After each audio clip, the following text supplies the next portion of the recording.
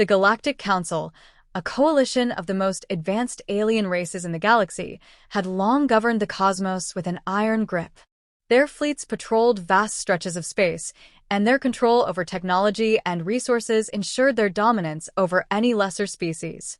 The Council had seen countless civilizations rise and fall, each one succumbing to the overwhelming force of its collective will.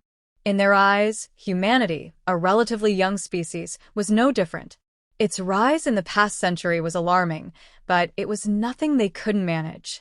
The human race was still too new, too primitive, to pose any real threat. Humanity had spread quickly, expanding beyond Earth into the stars, establishing colonies on distant planets. Technological advances had propelled humans into space far faster than any species before them. Despite this, the Council had no faith in humanity's ability to stand up to them. Their weapons, their technology, their strategies, they were all rudimentary compared to the might of the Galactic Council. Even their military, though growing and increasingly efficient, was seen as no match for the combined forces of the advanced alien races. Humanity's wars they had fought on Earth, were irrelevant. The Council had no need to study them, they had been studied before, and the outcome was always the same. Humans were just another fleeting species.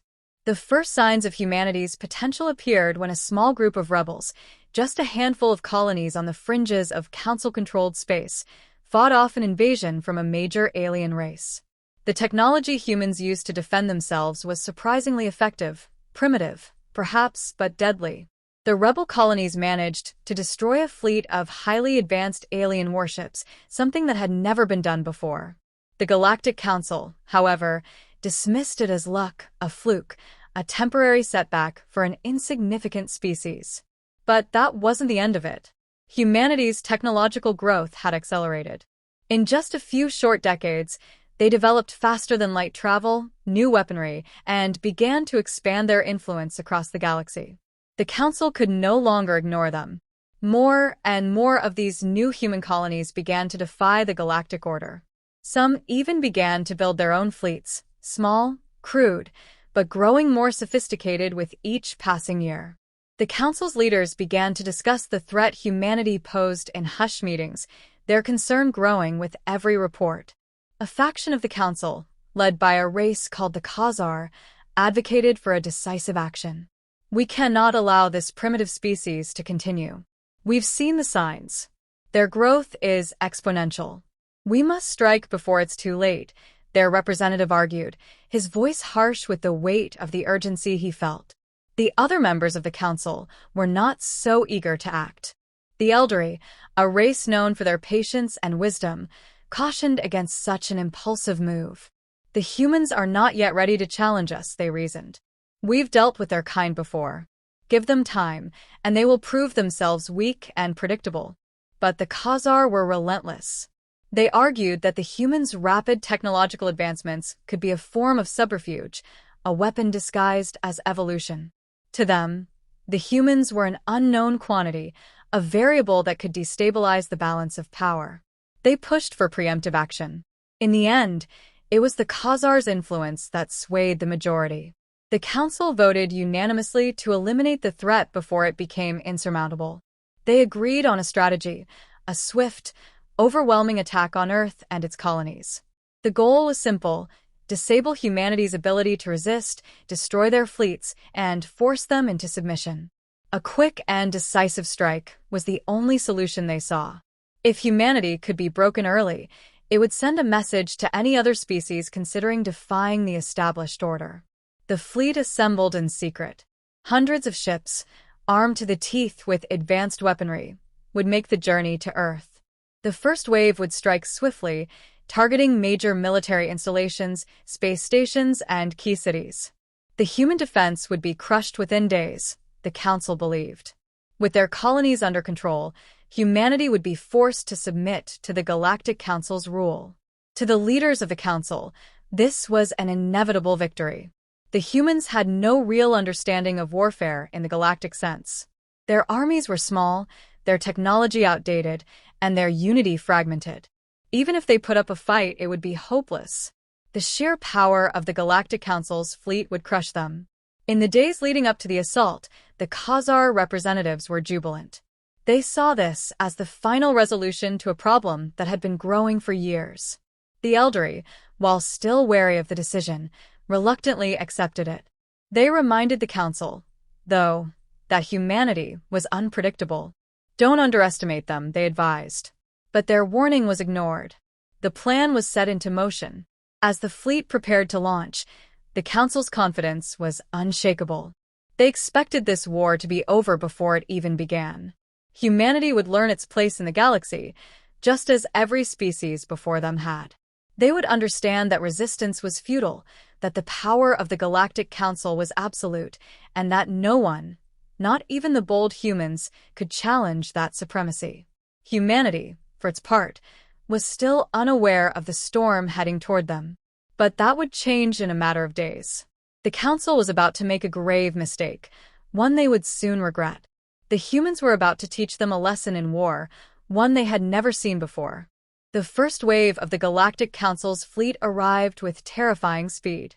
Thousands of ships, each far superior in technology and firepower to anything humanity had ever seen, descended on Earth and its colonies. They attacked without warning, deploying devastating weapons that tore through space stations and military installations with ease. Entire cities on Earth were reduced to rubble within hours. The aliens believed this would be enough, a final crushing blow to humanity's resistance. They thought they would sweep through human defenses, break their will, and force them to kneel before the Council. But the humans, against all expectations, fought back. Humanity's response was not based on superior technology. It was based on something far more dangerous: human ingenuity and a relentless will to survive. Earth's military, which had been modernized but was still operating on older systems, quickly adapted. It wasn't their ships that stood out, it was their tactics. Humanity had faced wars on its own planet for millennia, and it had learned to fight in ways that no one in the galaxy could predict. Humanity's first response was a tactical counterstrike against the alien fleet's weakest link, their supply lines. The human forces, under the leadership of General John Sutherland, launched covert operations to disable the alien supply chains by targeting their resupply ships, using stealth and precision strikes. These were not advanced weapons but old-school tactics, hitting them where it hurt most. The humans also started to deploy guerrilla tactics on the ground. Using terrain to their advantage, human forces launched surprise attacks, ambushing alien troops with weapons scavenged from the wreckage of earlier attacks. They learned quickly how to adapt to the alien technology they had captured, modifying their own weapons to match it. The Khazar, who had led the charge to strike at humanity, were the first to realize that their initial assumptions were wrong. Instead of submitting, humanity fought back with a ferocity and resourcefulness that left the aliens stunned. The human military's ability to improvise, to turn seemingly insignificant scraps of technology into deadly weapons, became a force to be reckoned with. The alien commanders began to report not just setbacks, but significant losses. The humans were using their advanced knowledge of warfare to their advantage, tactics that were unknown to the Council's fleet. It was clear now that this would not be a quick victory. The humans didn't stop at just military tactics. They used every tool at their disposal to fight back. Psychological warfare became a crucial component of their strategy. They bombarded the alien forces with propaganda, broadcasts of human resilience and unity, even while the war raged on. This wasn't just about survival anymore, it was about sending a message. They told the galaxy that humanity would not bow to anyone, no matter how advanced or powerful. On the front lines, humans utilized guerrilla warfare to great effect. When the alien fleet began to deploy ground forces to invade Earth, they faced coordinated attacks from every direction. The humans' ability to disappear into the environment, to set traps and lure alien troops into ambushes, baffled their invaders. Even in space, humanity's fleet began to show its resilience. Using old Earth warships that had been refitted with new technology and heavy firepower, they engaged the alien ships in hit-and-run tactics, inflicting more damage than the Council had anticipated. Despite their superior technology, the aliens were losing. The humans' unpredictability and adaptability made them a formidable enemy. Each time the aliens thought they had the upper hand, the humans would fight back, learning and evolving faster than anyone had imagined. Reports came in of human ships slipping through the cracks of the Council's blockade, raiding alien supply vessels, and disappearing before reinforcements could arrive. Humanity's response wasn't just physical, it was psychological, too. The Khazar began to lose morale. The human determination, their refusal to surrender, started to erode the confidence that had initially powered the Council's decision. The human tactics, though seemingly chaotic, had an undeniable logic. In the midst of a war they should have lost in days, humanity was proving that survival wasn't just about technology, it was about the will to fight and the ability to adapt to the unexpected. The Galactic Council, still confident that the war would be short-lived, began to send additional forces, expecting that a larger-scale assault would break humanity's spirit. But humanity, with every wave of attack, adapted and countered. As human space colonies mobilized in defense, they relied on their knowledge of space warfare, using asteroid fields as shields and staging surprise attacks from hidden bases. Earth's military, though smaller in size, was able to stretch the alien forces thin across a large area. Every planet, every base was now a battleground, and the Council's fleet was finding itself stretched too thin. The humans' next move was even bolder. General Sutherland, realizing that Earth itself was at risk of annihilation, ordered a full-scale assault on one of the most heavily fortified alien command ships. The attack was coordinated with precision, with human forces attacking from multiple angles simultaneously. Using the element of surprise and exploiting the vulnerabilities in the alien fleet's formation, humanity succeeded in dealing a crippling blow to the Council's flagship. The Council was shaken. They had underestimated humanity's resilience. It was no longer just about strategy or technology, it was about the human spirit. The Khazar, who had championed the war, began to feel the pressure. The victory that had seemed inevitable was now slipping out of their grasp. The alien fleet's losses were mounting, and there were no signs of human surrender. The war that had started as a simple conquest had evolved into something far more complex. Humanity had fought back with such skill and passion that the Council had no choice but to reevaluate their position. This was no longer a war they could win with ease. They had underestimated a species that, despite all odds, refused to be defeated. The alien leaders convened once more, their once unified stance on humanity beginning to fracture. They had thought the humans were a minor nuisance to be eradicated, but now they were facing the reality of an enemy unlike any they had encountered. The next moves would be critical, but for the first time since the war began, the Council found itself in uncharted territory. Humanity had just delivered the first of many lessons the Council would have to learn.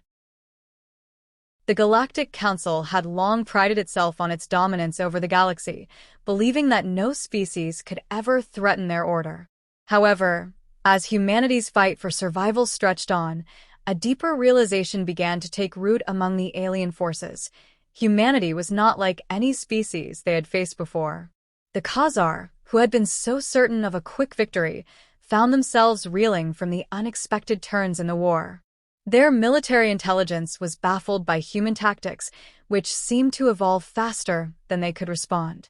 The human success wasn't just in their technology, it was in their understanding of warfare. General Sutherland and others like him had studied the art of war extensively, drawing from humanity's rich history of conflict. The tactics they were using were not the newest, most advanced strategies, but rather those forged in the fires of centuries of human history. Guerrilla warfare, surprise attacks, feints, and the use of terrain all played a pivotal role in the human defense. Even the use of psychological warfare had become an unexpected weapon in their arsenal. Humanity, in their desperation to survive, had begun using their past, their history of conflict and resilience, as a weapon against the Council. It was in the midst of these unexpected tactics that the humans made their move. They broadcasted a message across the galaxy, a daring and unanticipated maneuver. The message was simple, but it carried a weight that reverberated throughout the Council's ranks. It was a history lesson, one that the aliens had never expected. Humanity's history of war was broadcasted in stark detail, how they had survived world wars, faced genocides, overthrown empires, and fought back against invaders. The message was both defiant and educational, a clear signal that humanity's strength was not in its weapons, but in its capacity to endure and fight back. The broadcast made it clear to the Council that they had gravely misjudged humanity. They had assumed that the human species was weak, primitive, and unworthy of the galaxy's attention. Instead, they were confronted with a history of survival against overwhelming odds.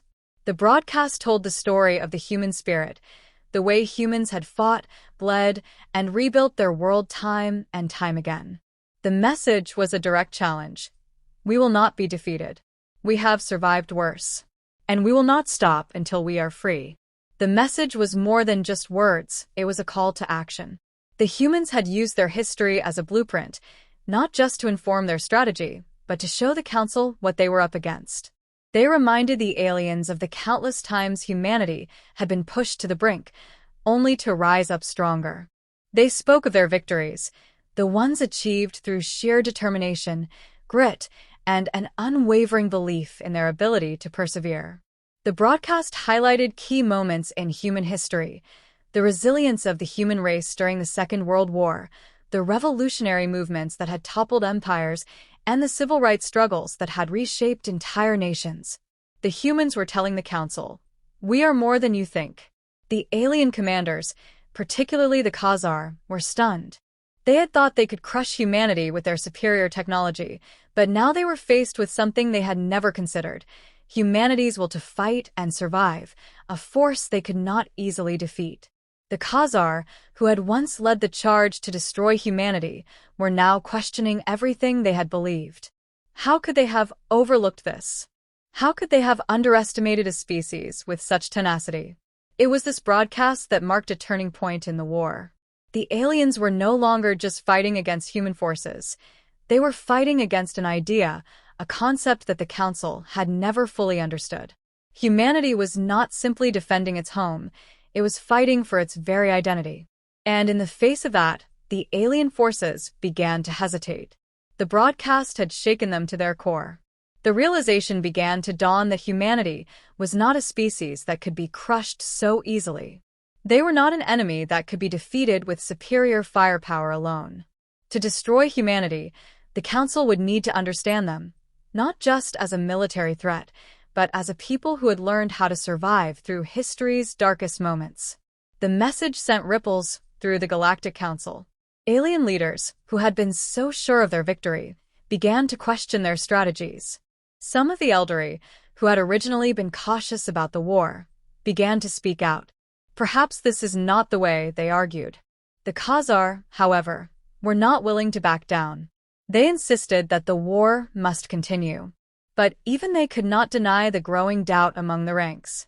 The broadcast had made one thing clear: humanity was not an enemy to be crushed, it was an opponent to be reckoned with. As the Council's war effort began to fracture, the humans seized the opportunity.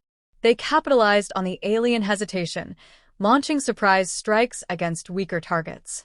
It wasn't enough to win the war outright, but it was enough to send a clear message: the Galactic Council was not as invincible as it had once believed. Humanity had proven that it could learn, adapt, and most importantly, survive. The human history lesson had done its work. It was no longer just about fighting to defend Earth, it was about teaching the Council that underestimating humanity came at a heavy price. The aliens had thought they could destroy humanity with a single strike, but now they were learning that victory was not always about superior technology or overwhelming force. Sometimes, the greatest weapon a species could possess was its ability to adapt, to learn from its past, and to keep fighting no matter the odds. The lesson was clear: humanity would never be crushed, and the Galactic Council would soon find itself on the defensive, not because of humanity's weapons, but because of humanity's spirit. The Galactic Council, which had once believed that its might was unmatched, was now facing a war of attrition that it had not anticipated. Humanity's unexpected resilience had thrown the Council into disarray.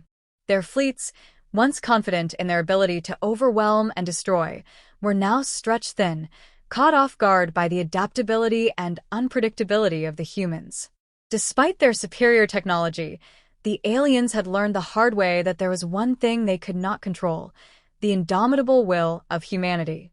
The Khazar, who had pushed for the destruction of humanity, began to lose influence within the council. Their initial confidence had been shattered. Despite their advanced weaponry and vast fleets, they could not break the human spirit.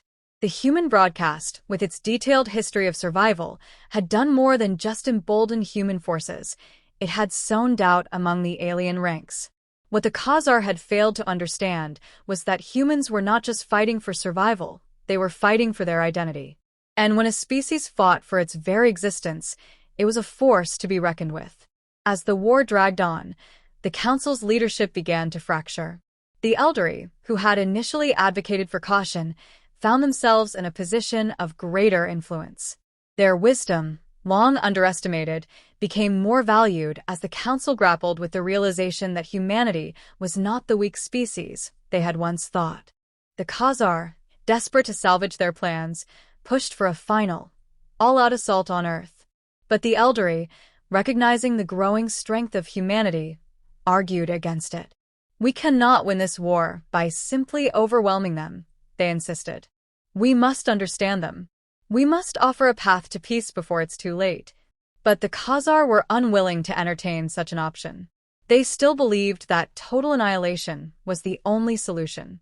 However, the pressure was mounting from within the council. The war had already cost them more than they had anticipated. Resources were dwindling, morale was faltering, and their fleets were being worn down by humanity's relentless resistance. It became increasingly clear that humanity would not fall without a fight, and that victory for the Galactic Council was no longer guaranteed. Amidst the growing tension within the Council, humanity continued to build its strength. The humans, now united in the face of this unprecedented threat, began to strike back with greater coordination. They had learned from their mistakes, refined their tactics, and had gained invaluable experience from their battles with the alien forces.